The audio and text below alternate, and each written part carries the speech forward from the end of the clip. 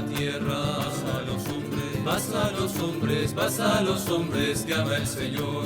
Gloria a Dios en las alturas y en la tierra. Paz a los hombres, paz a los hombres, paz a los hombres que ama el Señor.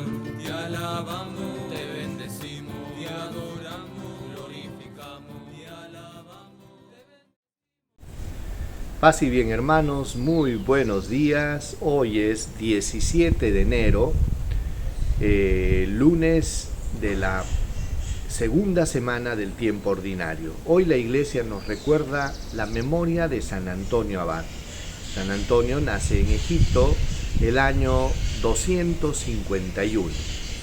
A San Antonio Abad se le considera el padre del monacato. Él, después de sentir el llamado de Dios a los 20 años más o menos, él vende todas sus posesiones, las entrega a los pobres y se dedica a hacer una vida ascética. Refugiado en una cueva, vivió entregado a la contemplación, en extrema austeridad. Cuentan las tradiciones que un cuervo venía y le traía todos los días un pedazo de pan. Y así pues, muchos se inspiraron en la vida de San Antonio y en esa época él también impulsó esta vida ascética y mística en tantas personas que sintieron en él una inspiración. Vamos a leer el Evangelio para este día. En el nombre del Padre, del Hijo y del Espíritu Santo. Amén.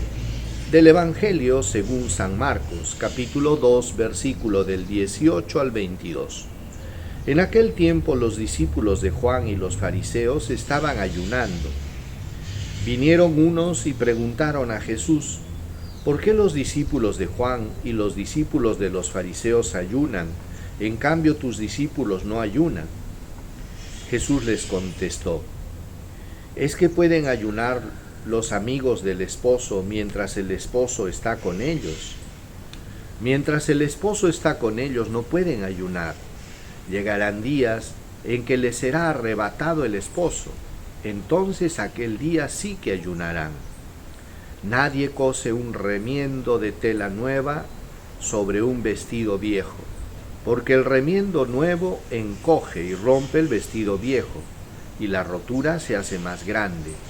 Nadie echa vino nuevo en odres viejos, porque el vino revienta los odres y se pierde el vino y los odres. A vino nuevo, odres nuevos.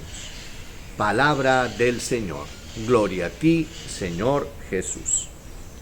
Hermanos, en este Evangelio pues encontramos una de estas críticas muy sutiles que hacían los fariseos, y es que los fariseos tenían un afán continuo de fiscalizar todo lo que hacían los demás. Ellos se habían puesto como punto de referencia, autorreferencialismo, como dice el Papa, y entonces, siendo ellos el punto de referencia, se creían con la autoridad de estar controlando y fiscalizando a los demás qué hacían o qué no hacían.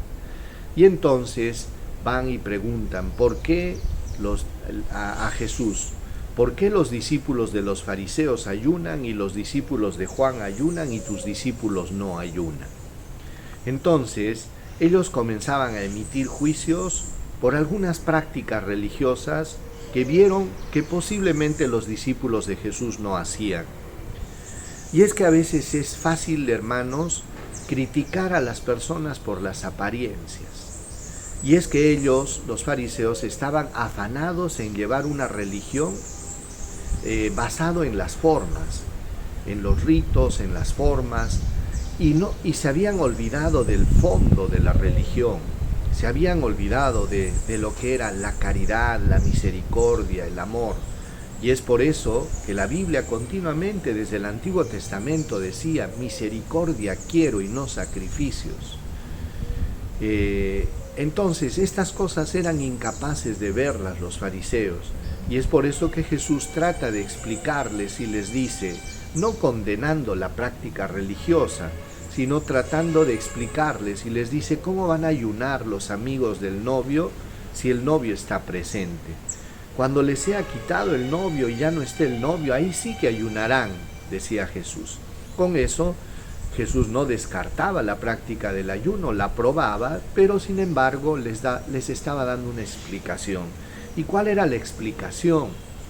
De que había llegado un tiempo nuevo, de que estaba en medio de ellos el Mesías, el Cristo, la buena nueva del reino, cosa que ellos no podían entender, ni querían entender, ni querían aceptar, porque su mente estaba atrapada en sus esquemas ahí. Estaban ellos cautivos de sus esquemas mentales.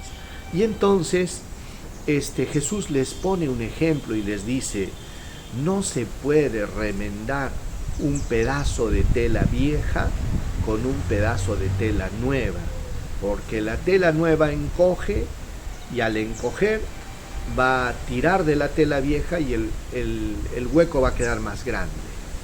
No se echa vino nuevo en odres viejos, porque el vino nuevo fermenta y va a reventar los odres.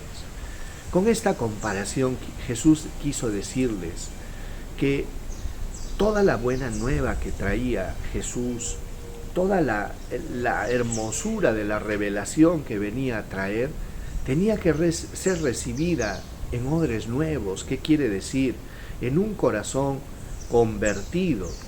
Y es que había ahí una incompatibilidad, hermanos, entre las actitudes de los fariseos con su cerrazón de esquemas mentales y la novedad que traía Jesús. Y ellos por eso que no querían entender. Por eso que una de las cosas que debemos pedirle al Señor siempre es que nos conceda la gracia de la conversión. La conversión, hermanos, es mucho más que un cambio de conducta. Cuando nosotros pensamos que la conversión solo es cambio de conducta, nos quedamos en lo exterior. Entonces la conversión es cambio de mentalidad, que significa que cambia algo interior, algo de tu mente y de tu corazón. Por eso que es un cambio mucho más profundo. ¿Por qué? Porque una persona puede cambiar de conducta, pero ¿de qué sirve si todavía tiene una mente y un corazón mundano? Entonces, eso es lo que tenemos que pedirle al Señor. Señor, dame la gracia de la conversión. Recibamos la bendición del Señor. El Señor esté con ustedes y con tu espíritu. Dios Todopoderoso los bendiga, los proteja, los guarde, les muestre su rostro, les conceda salud, paz, protección y bendición. Dios Todopoderoso los bendiga en el nombre del Padre, y del Hijo, y del Espíritu Santo. Amén. Paz y bien, hermanos, que tengan un lindo inicio de semana. Dios los bendiga.